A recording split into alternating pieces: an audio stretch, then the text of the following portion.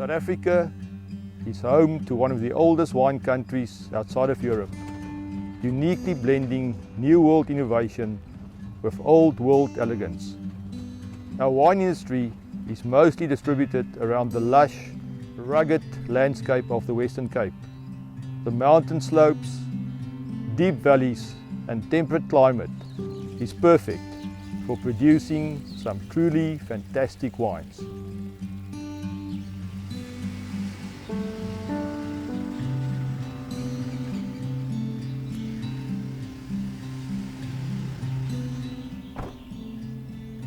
Today we're in the heart of the Cape Winelands, visiting Bosman family vineyards.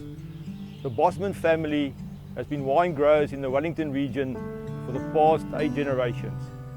Join me as we learn more about their wines and their rich tradition.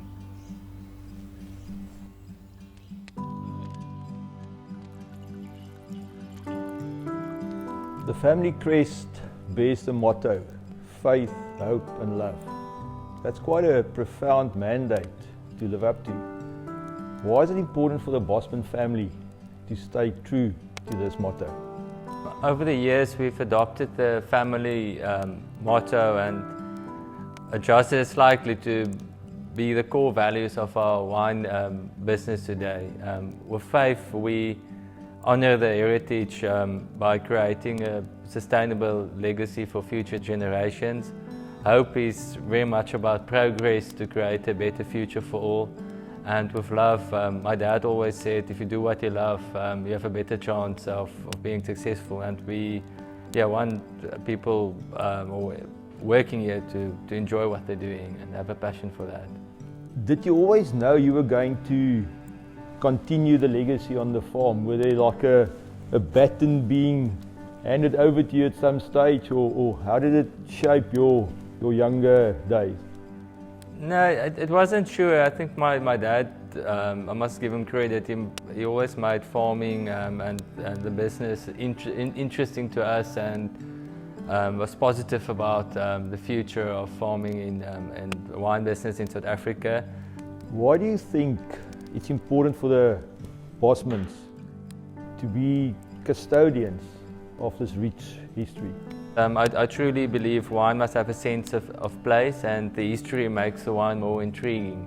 I really think it plays such an important role, that history and heritage, because we all want to associate a story with a wine, because wine's never been consumed in isolation. It's always part of friends, and it's actually nice to then tell that story as well. What's your hope for the future? Our vision is dedicated to better, and I think it's about leaving as custodians of the land, to leave it in a better state than we've received it. And we have a kind of inclusive business model, so it's not only the Bosmans.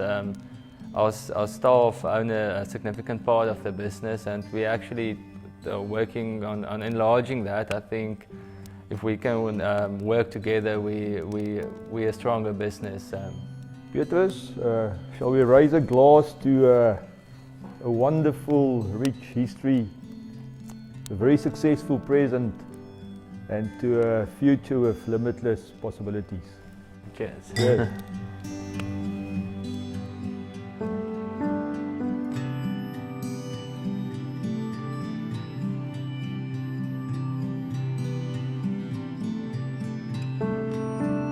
Tell me, where does the magic happen? Is it out in the vineyard, or does it happen in the barrel?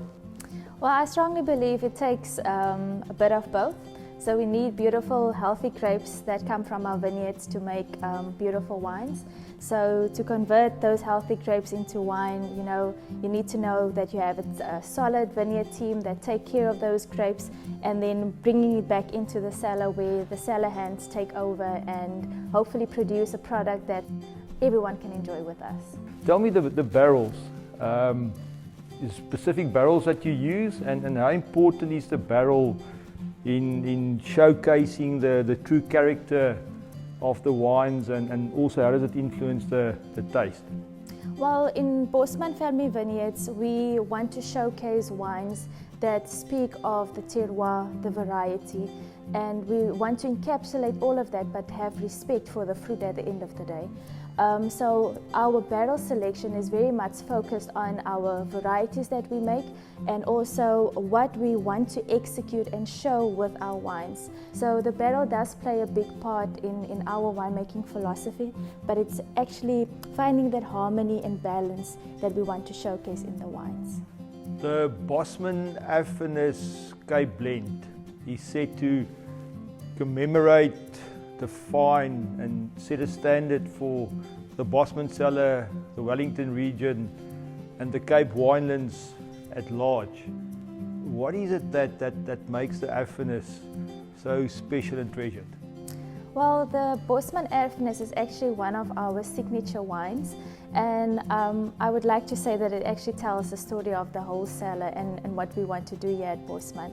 The Cape blend, firstly, is 30% Pinotage, so that actually talks a lot about heritage, you know, Pinotage being a pure South African varietal, and also talking about the Wellington terroir where the grapes come from.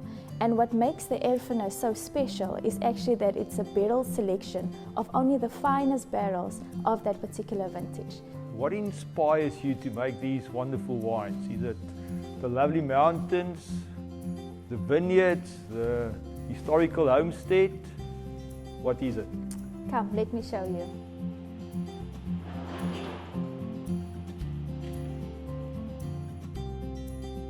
In the winemaking process, is there a specific moment where you know that this is going to be a good wine, a good vintage? And what is that moment? You know, I think actually that moment happens in the vineyard. I think once you walk in the vineyard and you start tasting these berries, there's a moment when you taste and you realize this is gold. Wine is such a traditional craft and there's so much history behind it. Do you think in this modern day and age there's still room for tangible innovation and processes? I believe so. I think our cellar here at Bosman Family Vineyards is a very good example of that. I think that we have so much history and traditions and cultures to learn from, and that is what we use throughout our winemaking processes. But I think there's so much more to learn and discover, you know. The old gems, it's learning from the old world, it's learning from the new world and setting new tones and standards. Just a few years back, we decided to make a beautiful sparkling wine called the Method Ancestral, also known as Pet Nut. And the people are just loving it, you know, and it was something of understanding what the new trends were and what people were asking and looking for. And I think at the end of the day, our job as winemakers is to make something that, you know, you can put on the table and people will just enjoy. And they certainly do with Bosman Family Vineyards wines. Tell me, do you have a favorite between red and white? What do you prefer to drink? It's always difficult because I tell people, you know, I don't have kids yet, but my wines are like my kids, are like my babies. I can't pick a favorite wine. But one that I truly enjoy making here at Bosman Cellar is the Cinsault, you know. It's a bit of an underdog. It was all the years used in blends, in some of the big Stellenbosch Cabernet blends or wines. And I think we rediscovered this beauty of Cinsault and this grape, and it's given me a platform also, you know, to try a bit more new methods and see what the cultivar can give us. So that's been a highlight for me.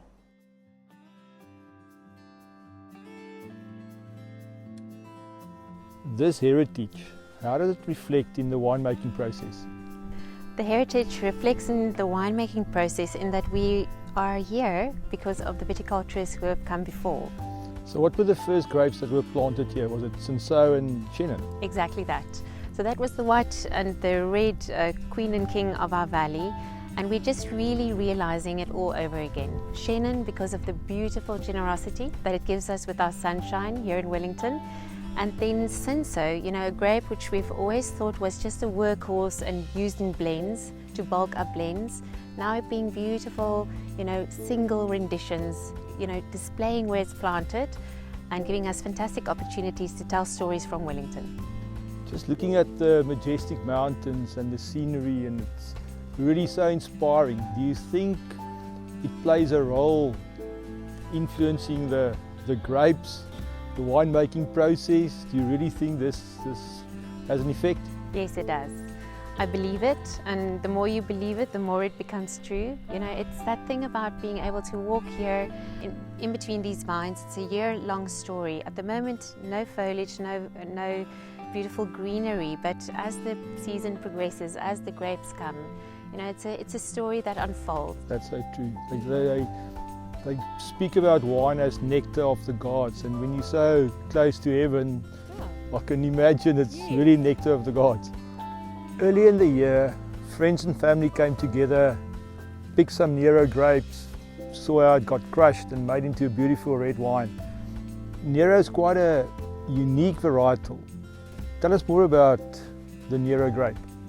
The Nero grape I found in my cellar because Petrus Bosman, our MD, was confronted with climate change. You know, what were we going to do in Wellington as temperatures become warmer, and how will we make wines which are fresh, beautiful, and you know, get people exploring? And it took him to Sicily, where we have very much the same kind of climate. Beautiful, generous sunshine, a little bit less water.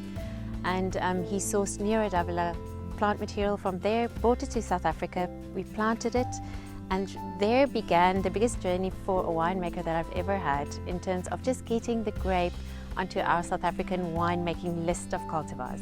It took some time, but now it's planted here, the only one and only of its kind in South Africa, and made and produced by the Bosmans. It's such a great story. It's just interesting to think, how do you blend that Sicilian heritage with the South African character of your wines? So I think it's Nero with an African, Nero from Africa, and we're seeing that. A beautiful expression which tells you of the history, but building on a new history here in South African soil.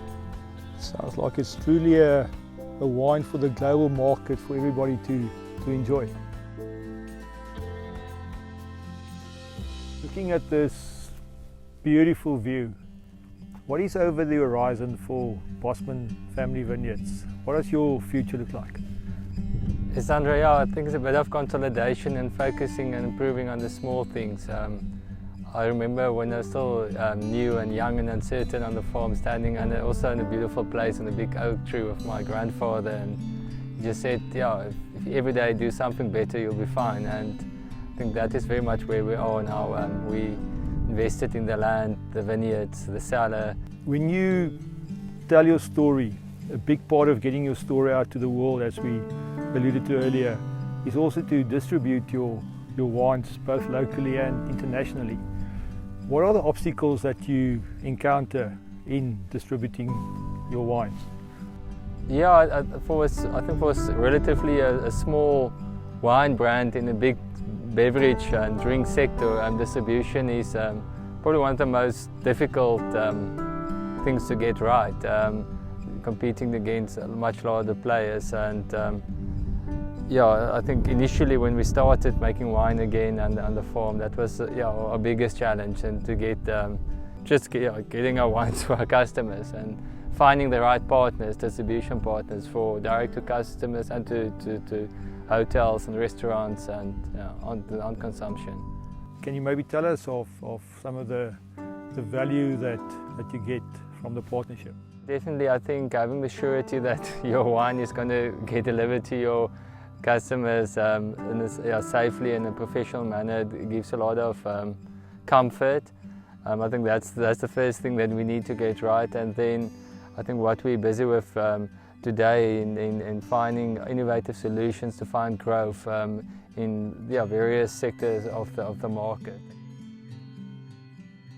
I really want to thank you for entrusting us with your heritage, your brand and your future. I'd like to drink to a profitable future for both of our companies. Thank you.